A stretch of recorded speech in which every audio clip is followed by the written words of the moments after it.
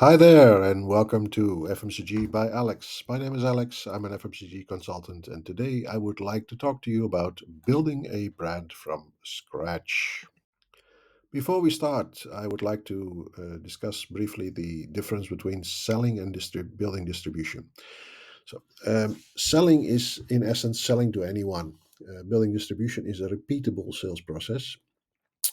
Why it is best to start with online sales in that respect is it's the easiest. You have no limited shelf space, so no limitation. If you go to a supermarket, there are a lot of products on the shelf. Not all the products in the world can actually fit on this shelf. Online, yeah, even though it's more difficult to find, more products are on a website, but theoretically, there is no limitation to shelf space online. Um, the first store that you are targeting is the hardest one. So you need to basically piggyback a little bit on relationships, the relationship with the store, with someone you know, someone who can introduce you. This is actually something that takes a little bit of finesse. If you can't do it yourself, try and get someone to do it for you, because once you have the first store basically on your list, it's easier to use it as a reference for the future for getting more stores. Everything you do in the channel, which is a retail channel or online channel, is the 4P model. So product, meaning product, how good is the product? All the features. Does it have the same features as everybody else who is selling in the same category? Is there actually anything specific that people should be aware of about your product? And points of parity and points of superiority and maybe inferiority. So how good is your product packaging, for example? Then places where you sell. So in essence, can be online, can be offline. Key success factor for FMCG is the more the merrier. The more is better, basically. So places, basically availability everywhere. Then promotion, because you can have the best product in the world, but if you don't promote it, if nobody knows about it, nobody knows why it is superior to something else, yeah, it's actually going to be difficult for them to figure this out by themselves. And last but not least, you have price. The P of price is basically, are you less expensive or more expensive than a competitor? Are you twice as expensive as the competitor, or are you also offering twice as much for half the price? This is all, depending on, of course, your value proposition in total. But I mean, this is something that makes a big difference in the marketing mix. These are the 4 P's of the marketing mix. I think it's handy to also go briefly into the market structure in FMCG. So you have chain retail stores, which are like large retail chain stores, like large supermarket chains, like Walmart. You have basically in Indonesia, for example, there is Alfamart, Indomaret. You have Carrefour, which is a very big international one. The Costco, Target, you name it, basically. A lot of national and regional chain stores, basically. Usually, these guys are connected through buying groups. So a lot of chain stores, national chain stores, have a buying group they belong to, and it's also quite common these days for independent retail stores. Is the second one on the list to be connected to this. So you have, in essence, like if you negotiate with a big supplier by yourself as one store, you don't have much volume to command. So that's the reason why there are buying blocks or buying organizations that they are connected to. So for the A brands, for the larger brands, they actually are negotiating on behalf of maybe 1,000 supermarkets, 1,000 independent supermarkets rather than one independent supermarket, meaning you get a better price and you, maybe get from promotion wise, you get more promotion funds as well. Then wholesalers and traders. So traders are basically people who fill gaps. There are shortages. There are products that are maybe close to expiry. Changing the packaging, for example. If new packaging comes into play, then traders are the ones who buy up old packaging and make sure it gets disposed of in a in a channel that the regular brand doesn't have any problems with. Wholesalers are basically one step below distributors. So distributors are people who are taking care of your brand in national or regional settings. So basically, they have a geographic area or a channel they are taking care of. Wholesalers are normally more passive. They are connecting to a number of retailers. They can have a sales force. They also are sometimes just very passive in cash and carry settings where they people come to them rather than they deliver to to various retailers. So they have a function because there's some credit tied up. Small retailers might have a credit line with a wholesaler, or the distributor simply doesn't cover them. Then wholesalers are actually the way to go. Then, now I've already touched briefly on distributors, but distributors are basically the first link below the principal, the manufacturer basically. From there, they distribute it to retail stores, to wholesalers, and various other channels. Amongst those other channels, this is something that is requires a little bit of explanation. You have Horeca as food service. Horeca is basically hotel, restaurant, cafe, and food service is anything restaurant related, basically. Um, you are looking at a lot of overlap between retail and Horeca food service. It's just that, now, for example, if you have a sauce, for example, a sauce for home use in the supermarket, you might have a smaller pack, basically, because that's enough for your family. If you have a restaurant, you don't want to buy 100 small packs. You actually maybe want to buy just 5 big ones to get you through the month. So in that sense, it's something that is more like voluminous bulk type of products, basically. So the SKUs, SKUs, stock keeping units in jargon, can differ from the by channel, basically. And there are specific distributors for Horeca and food service, which not necessarily go to retail and vice versa. Then you have online retailers and marketplaces. So you have e-commerce companies like Amazon, for example. They buy and sell, so they have a margin. They keep stock. They buy your product and they sell it with a markup, either outright, or they actually have returnable in their contract with you. And marketplaces, sometimes there are hybrids where you have e-commerce and marketplaces are all into one, or a marketplace connected to an e-commerce platform, where they connect buyers and sellers. So you basically, I say, I have a product, there is a buyer somewhere or the other in the world. He would like to buy. Now, then you're the one who packages the product, ships it off to them, and the marketplace is taking care of the payment, making sure you get paid and the client pays.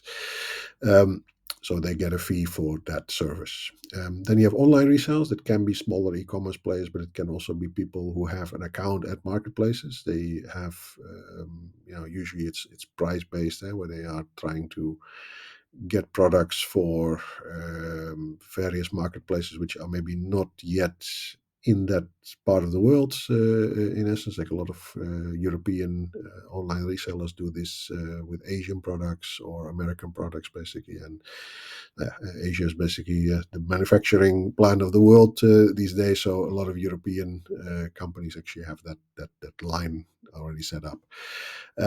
And then last but not least, of course, you have events and direct selling, which can be as simple as, you have a trade show where you actually have a booth and you sell your product, you sample your product, you sell your product directly to consumers, or you go directly to consumers door by door, or via other direct routes where your neighbor could come in and say, hey, what are you making? Can I buy this? So that is a direct selling approach. So we start to get to the nitty gritty now. Traction and building on it. So let's start off with why retailers sell anything at all. So there's no demand in your store, so no consumers who want to buy the product, and there's no incentive for a retailer to stock it. It's very important to keep in mind, because you might think that your product is an unmissable item for consumers, but the supermarket owner or the retail buyer might think differently. And unless you have proof, meaning sales that are made in other channels, or he has trialed it basically in his store, and yes, it's selling, there's no way to tell. There are brilliant products that have failed miserably. There is actually even yeah, once again, a statistic that tells us that 96% of all products that are launched in retail or in supermarkets actually fail within the next 2 years. So it's only 4% that makes it. So there's a lot of people trying, a lot of innovative products that actually go the way of the dodo, as they say it. Important, therefore, is actually to get traction. So use the first store. So someone who is doing you a favor. If you can't, if you're not good with people, if you're not able to sell this yourself, or convey the benefits of your product and why someone should stock it, you should use the first store as a reference. If you actually don't have that gift yourself of dealing with people, this people skills need a bit of help, so to speak, you can hire someone to do it for you, or you ask someone who is good with people to do it for you. Usually a reference, or indeed purely on relationship, you can get your first store. That is very important because you use it as a reference. Say, hey, they're also selling it there. Why don't you also stock it? Now, that's something that is not a silver bullet, but you need to start somewhere, and the first store is therefore very important. Then just putting it on the shelf and waiting for the customers to magically find it is not going to happen. You need to activate the store properly when you start. So activating means you need to do something in order to make it known that your product is there and why they should buy your product. I will go into more detail after this. And the rule of thumb here is availability. So the number of places, more is better. Key success factor of FMCG is distribution, plus visibility equals sales. So visibility means that can people find your product in the stores? It can be a poster, can be something to make it findable and visible. Can be someone standing next to it explaining the benefits of the product. That is also why online is so important. It's my last point of this slide. The online part is like, someone sees your product somewhere, or sees something about you, or sees you at a trade show, and thinks, hey, I've tasted the best biscuits in the world, or the best coffee in the world, and I can't find it anywhere in the stores, and it was in the other side of the country, basically, and can I find it online? Now, the idea is yes. So on Amazon or whatever retailer, basically you look for the product, and hey, yes, someone is selling it, and I can order it, even though it might be prohibitively expensive or something like that. But this is how you actually cater to people who you activate during events and other touch points, basically, with consumers. So online is very important because you need to be accessible, and online is actually the lowest cost way of reaching customers. Now, then we get to, once you get into the store, what is the best place in the store? The best place in the store is not always accessible to you because you are a small brand or a new brand, or at least you don't have the resources and the funds to actually rent the space in the store. Some countries, there is very common to say, I want that space. The real estate in the store basically is very expensive. There are other countries where they do joint business planning, where it's more on, do I believe as a store manager that, or as a buyer in the store, that this product has the best chance to sell in that place, basically. So that's sometimes a bit more challenging than just paying for space. So there's something called regular shelving. Regular shelving is basically the place where, let's say, if you sell coffee, you go to the area where they sell coffee to find coffee. If your coffee is in another location, it can be challenging to find it. Sometimes you don't have a choice because regular shelving, especially large retail chains, they have planograms. Planograms meaning like every location, every spot on the shelf is actually already filled in at headquarter level. So, for example, this product needs to have two facings. Facings meaning like two products stacked next to each other, and it is usually based on how fast the product is selling. They call it days of sale. So a fast-moving product will have a bigger display on the regular shelf than a smaller or slower-moving product. The issue with that is that because it's already locked in a planogram, it's difficult for a retailer who is connected to this larger group or to a chain to make space. Um, to say, oh, I'm shoving this a bit to the left, this to the right, and I find some space, or I reduce something that's supposed to have three facings to two, and I'm giving you one facing basically. Normally, retailers will give you an off-location display. Off-location display that can be something marvelous, but it can also be something where it doesn't lead to sales. Most extreme case that I've ever noticed is like when I was selling craft beer. I had a small craft beer brewery in the Netherlands where I was selling a locally brewed beer, which was very relevant for the local branches of the supermarkets. So national supermarkets with, let's say, 800 stores all over the country. They had maybe like 10 in the area that I was brewing it, basically, or I was selling it.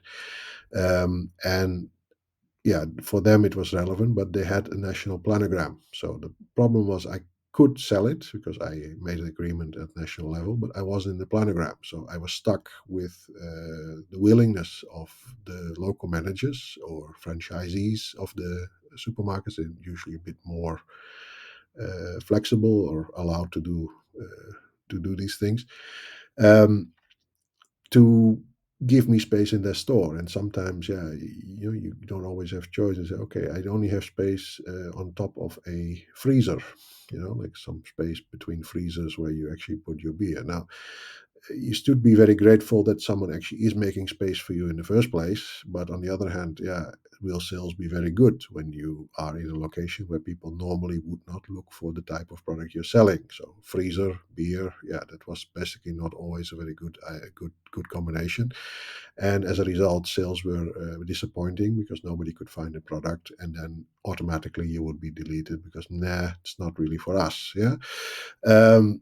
Then to circumvent that, I actually went into the following thing, which is point of sale material with stock carrying capacity, meaning like it's a floor display or a countertop display, something that you can brand with your brand on it, basically, and which carries stock. So not just like a standing board of the brand itself, but really something that holds stock. That would allow them to put it in a more high traffic location or closer to the area that you're supposed to be. um, Not always space for something like this because again depends a little bit on the supermarket, on the store, whether they are completely full or whether they have space left for something like this, or and the willingness, of course, of the owner of the store or the manager of the store to actually have point of sale material like that.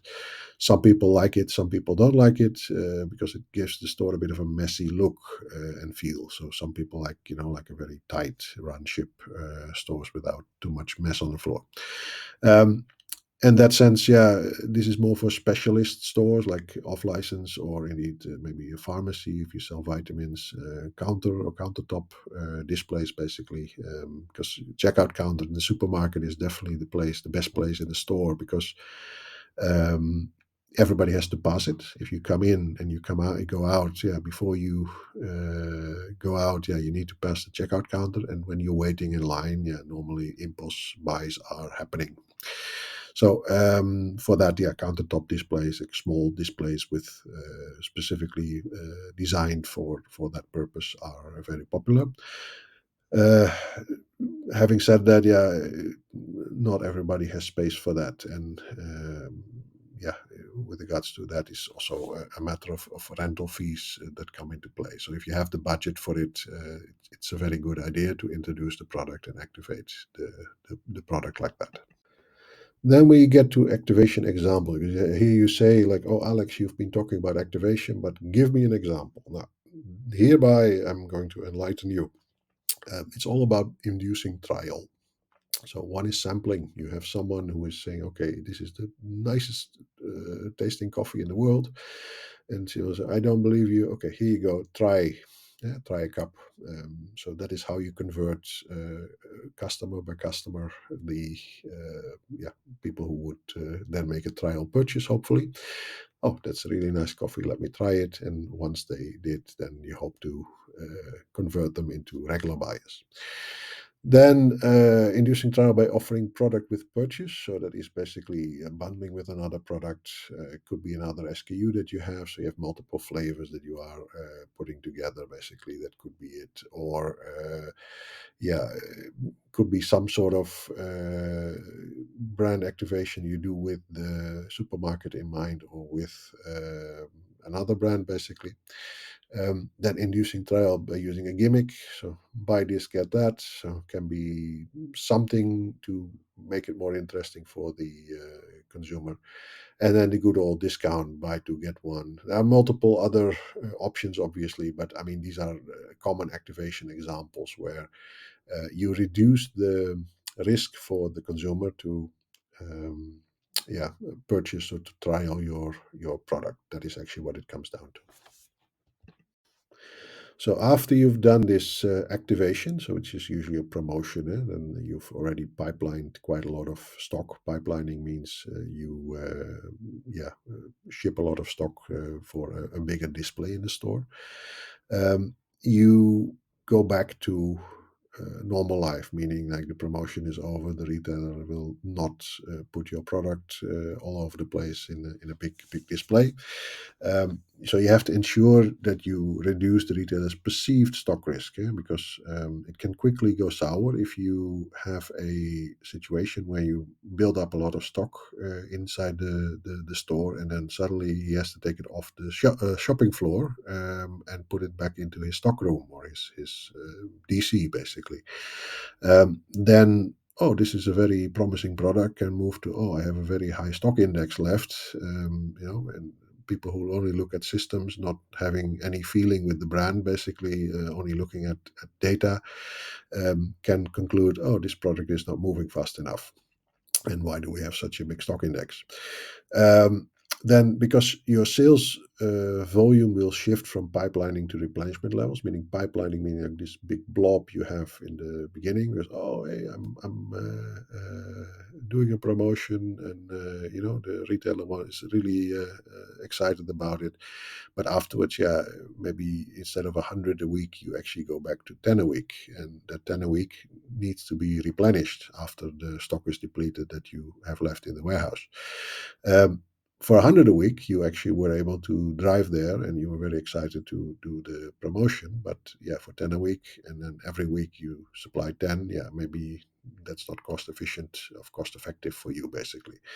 Um, to stay on the shelf, because if you drop below a number of that 10 a week, basically, for example, the store might want to delete you, saying, okay, now it's not selling anymore, nobody wants your product anymore, it's done, we rather put something else in the store that sells faster. Yeah, that's the problem with new products being launched constantly, that to put something in, normally they have to put something out, and the bottom 10% of all of the products that are not performing are always up for deletion.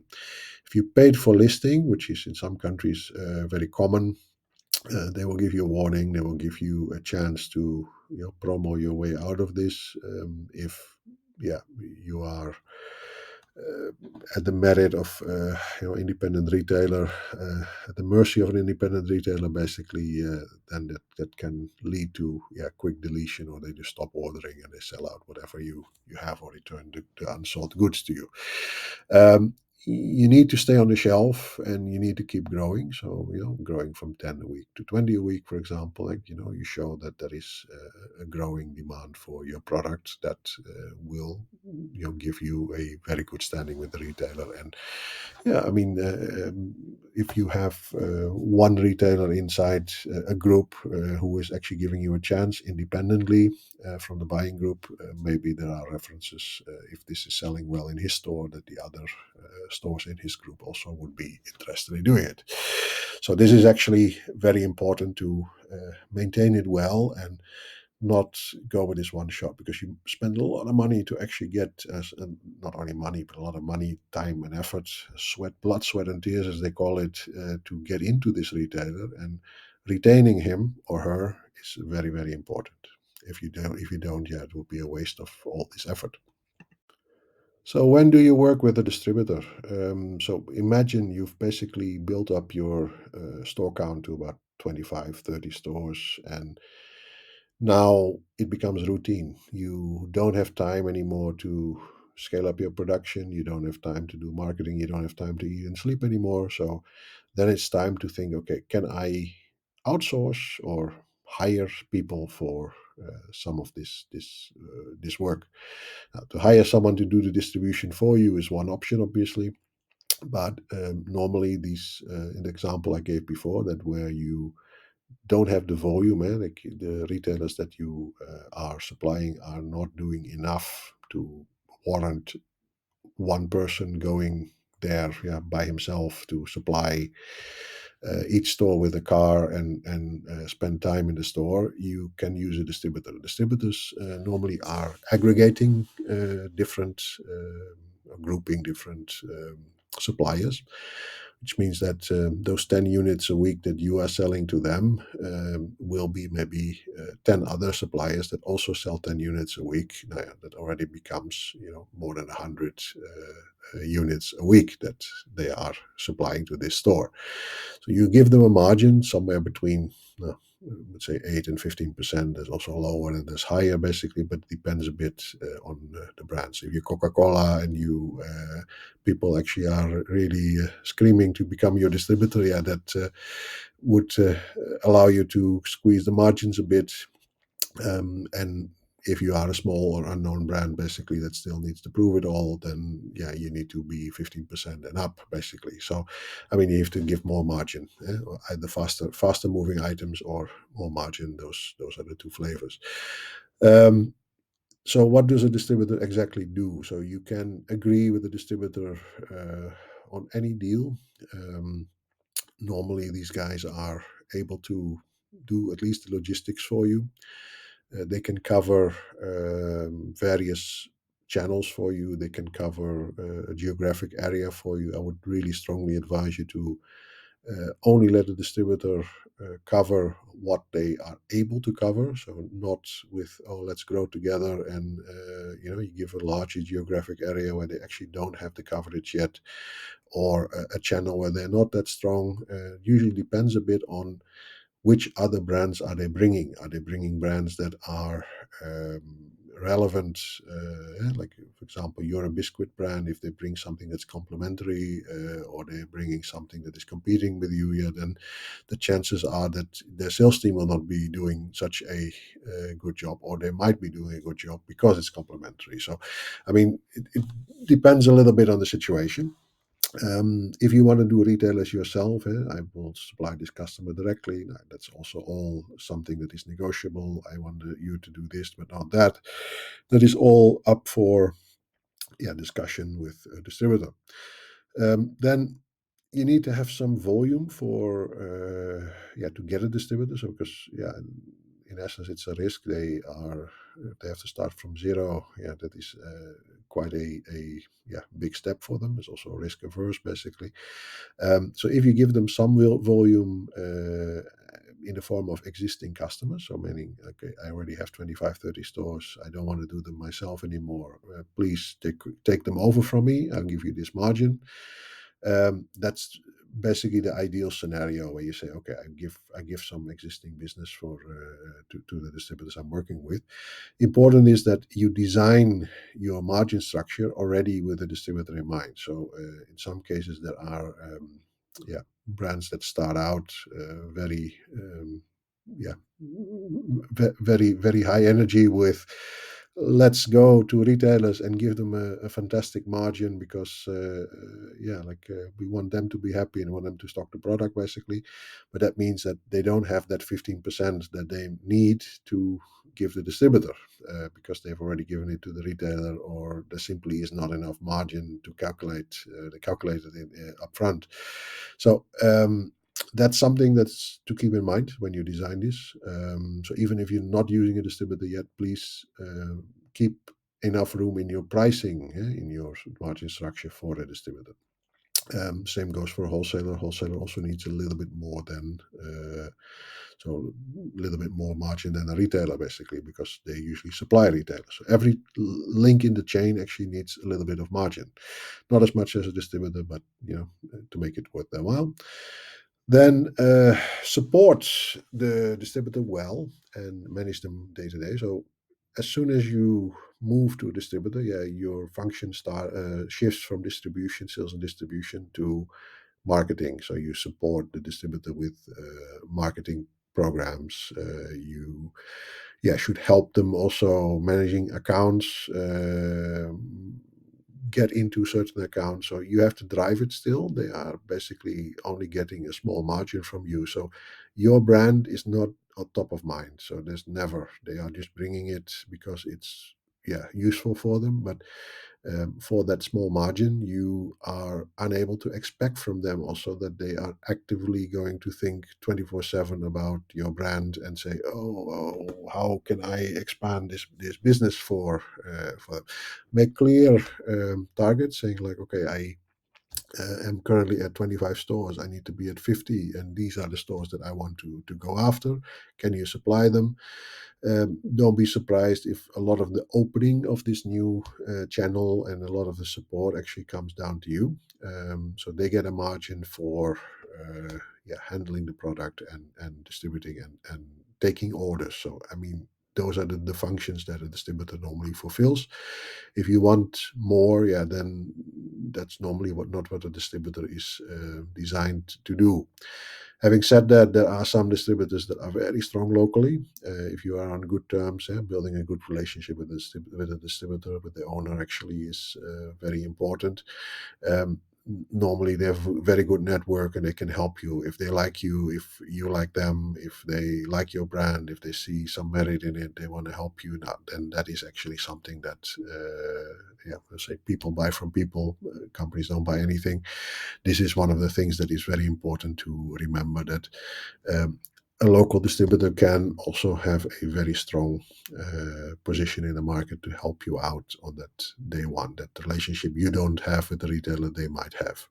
Now, last but not least, maybe the difference between national distributors and local distributors. So it might be very tempting at some point to work with a national distributor, except for instead of a number of local distributors. Now, there's no real right or wrong, but in my experience so far, because I've worked with companies of all sizes, if you look at national distributors for smaller companies, that might be very, very much of a dream scenario where you get from 0 to 1, and maybe even from 1 to 2 with a national distributor very quickly.